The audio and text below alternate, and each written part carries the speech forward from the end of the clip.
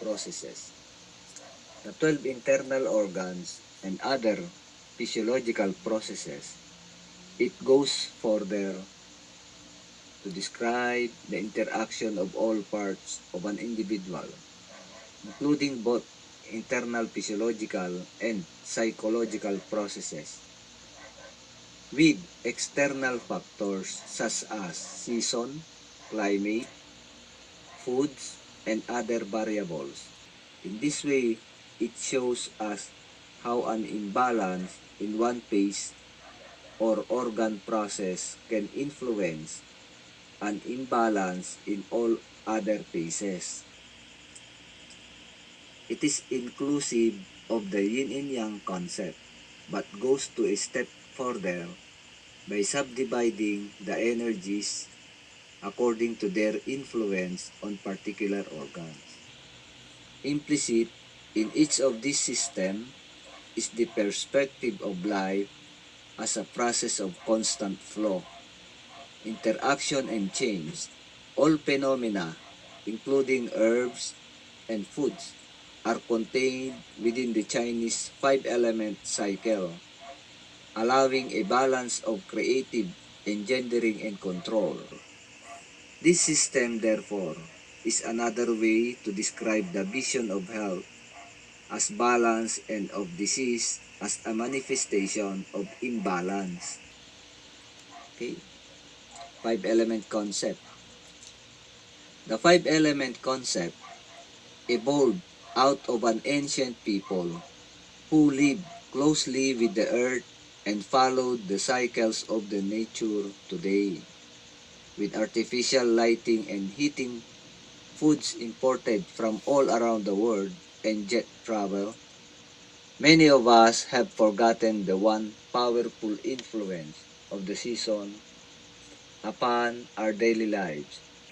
Ancient sages, however, perceived the cycles of seasonal change, the cycles of each day, and the progression from birth, infancy, puberty, adolescence, adulthood to old age as predictable and orderly process that exists through all aspects of life.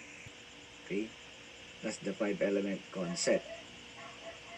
Kabila naman, the internal organs and physiological processes. Okay? As a result, the five elements are in expression of those natural cycles, beginning with the seasons and extending out to explain the principles of transformation and change throughout all of nature and human psychophysiological processes. The following table outlines the primary correspondence of the five elements. Okay, let us see. Tabulation niya, no, ng five element. Babasahin ko yung nasa left and then followed na babasahin ko yung five na sunod-sunod para sundan niyo po sa screen, no? Planet: Jupiter, Mars, Saturn, Venus, and Mercury. Direction: east, south, center, west, north. Color: green, red, yellow, white, and black. Season: spring, summer, Indian summer, autumn, winter. Injurious climate: wind, heat, moisture, dryness, and cold.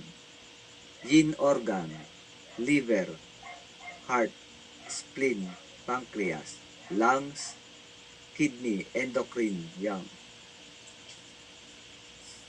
Yang organ: gallbladder, small intestine, stomach, large intestine, and bladder. Power: birth, growth, transformation, harvest, storage. Sense: sight, speech, taste, smell, and hearing.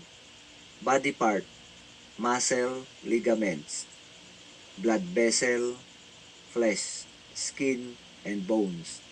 External manifestation, nails, complexion, lips, body hair, head hair. Okay? Co-cycle, yin and yang organs. Okay? Let us read and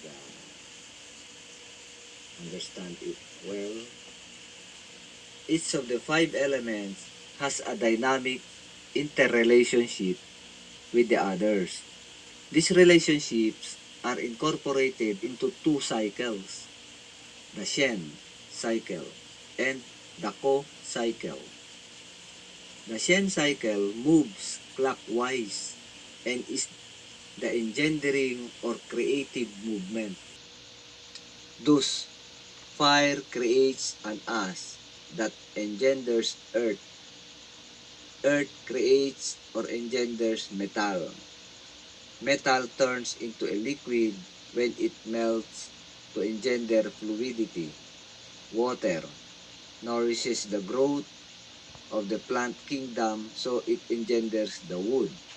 And finally, wood feeds fire when it burns. This engendering cycle is described as a parent-child relationship, where fire is the parent of earth, earth the parent of metal, and so forth. Therefore, a parent is responsible for nurturing its child or the following element. Kanina sa taas, no? May slide.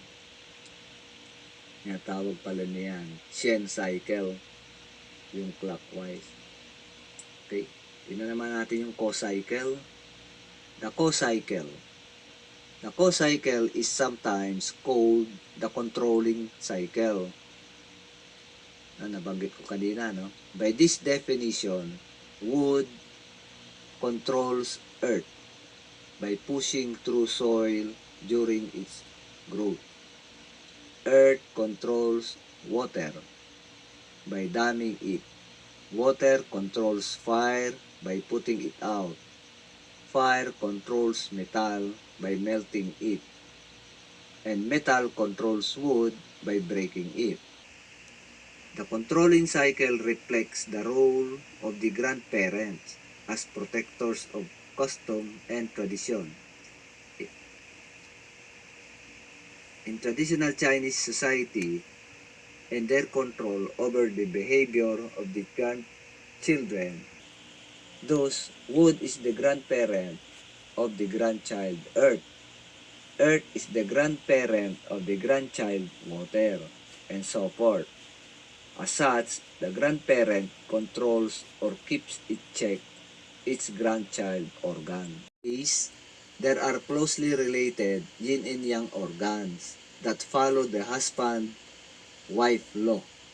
This states that to help one is to benefit the other, and that to harm one is to harm the other. Thus, the stomach is the husband of the spleen, pancreas. The colon is the husband of the lungs. The kidney are the wife of the bladder.